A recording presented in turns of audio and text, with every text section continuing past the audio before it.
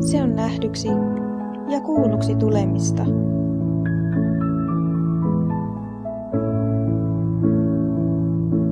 Se on omana itsenä kukoistamista.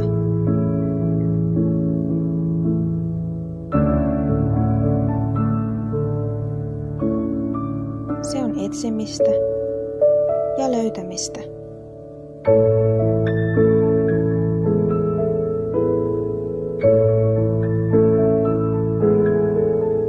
Se on luottamista sekä itseen että toiseen.